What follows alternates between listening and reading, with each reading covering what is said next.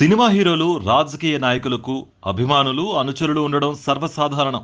అభిమానం హద్దుల్లో ఉంటే అందరికీ శ్రేయస్కరం. కానీ హద్దులు దాటి వ్యవహరిస్తే జరిగే పరిణామాలు మరోలా ఉంటాయి. సినీ తారలపై అభిమానం అనేది మామూలే అనుకుంటే పొరపాటే. చాలామంది అభిమానం అన్న పేరుతో హీరోలను ఆరాధిస్తూనే వారిని కలవడానికి ఎన్నో ప్రయత్నాలు చేస్తున్నారు. హీరోల కోసం అభిమానులు ఏకంగా ప్రాణాల మీదకు తెచ్చుకుంటారు. గతంలో హీరోల ఫ్యాన్స్ చనిపోయిన సంఘటనలు కూడా చాలానే ఉన్నాయి. హీరోలు ఆడియో లాంచ్ చేసినా, షాపింగ్ మాల్ ఓపెనింగ్ చేసినా కూడా షూటింగ్ స్పాట్లో ఉన్నా, వారు ఇంట్లో ఉన్నా ఎక్కడ పడితే అక్కడ హీరోని కలిసేందుకు ట్రై చేస్తూ ఉంటారు అభిమానులు. నటుడు దర్శన్ అరెస్టు తర్వాత ఆయన అభిమానులు కొందరు అతిగా స్పందిస్తున్నారు. జైల్లో దర్శన్కు ఇచ్చిన ఖైదీ నెంబర్ను అభిమానులు టాటూలుగా వేసుకుంటూ గర్వంగా చూపించుకుంటున్నారు. మరో అభిమాని చిన్నారికి ఖైదీ నెంబర్ వేసి ఫోటో షూట్ కూడా చేశాడు. అలాగే 6106 నెంబర్ను తమ వాహనాలకు నెంబర్ ప్లేట్లుగా తగిలించుకుంటున్నారు. ఇప్పుడు మైసూర్కు చెందిన ఓ అభిమాని మరీ రెచ్చిపోయాడు. దర్శన్ రిలీజ్ అయ్యేంత వరకు చెప్పులు వేసుకోనని ఏకంగా శపథం చేశాడు.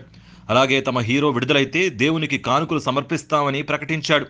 దీనికి సంబంధించిన వీడియో ఇప్పుడు సామాజిక మాధ్యమాల్లో తెగ వైరల్ అవుతోంది. మరోవైపు దర్శన్కు కేటాయించిన నెంబర్ను స్టిక్కర్లుగా అతికించుకుంటూ హల్చల్ చేస్తున్నారు అభిమానులు.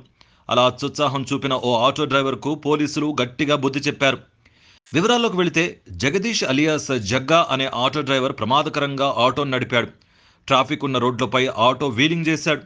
అతని క్రేజీ వీడియో సోషల్ మీడియాలో వైరల్గా మారింది. ఇది చూసిన కామాక్షిపాళ్య ట్రాఫిక్ పోలీసులు ఆటో డ్రైవర్ను అదుపులోకి తీసుకున్నారు. ఆటో డ్రైవర్ వీలింగ్ చేస్తున్న దృశ్యం వైరల్ కావడంతో ప్రజల నుంచి తీవ్ర ఆగ్రహం వ్యక్తమైంది. వాహనం నెంబర్ ఆధారంగా నిందితుడిని గుర్తించిన పోలీసులు వెంటనే అదుపులోకి తీసుకున్నారు. హెచ్చరించి బెయిల్పై విడుదల చేశారు. అలాగే ఆటో వెనుక వేసిన ది బాస్ 6106 అనే స్టిక్కర్ను పోలీసులు తొలగించారు. కొద్ది రోజుల క్రితం ఖైదీ నంబర్ 6106 విషయంలో మరో దారుణమైన సంఘటన నమోదైంది. చిన్న పిల్లాడికి ఈ నెంబర్ వేసుకుని ఫోటో షూట్ చేశారు. ఇది చూసిన నెటిజన్లు తీవ్ర విమర్శలు చేశారు. చిత్రదుర్గలోని రేణుకాస్వామిని హత్య చేసిన కేసులో దర్శన్ జైల్లో ఉన్నాడు. ఆయనతో పాటు పవిత్ర గౌడ తదితరులు కూడా జ్యుడిషియల్ కస్టడీలో ఉన్నారు. చిత్రదుర్గ రేణుకాస్వామి హత్య కేసులో నిందితుడైన నటుడు దర్శన్ కర్ణాటక హైకోర్టును ఆశ్రయించారు. రేణుకాస్వామి హత్య కేసులో నిందితుడైన దర్శన్ జ్యుడిషియల్ కస్టడీలో ఉండి ప్రస్తుతం బెంగళూరు పరప్పన అగ్రహార జైల్లో ఉన్నాడు.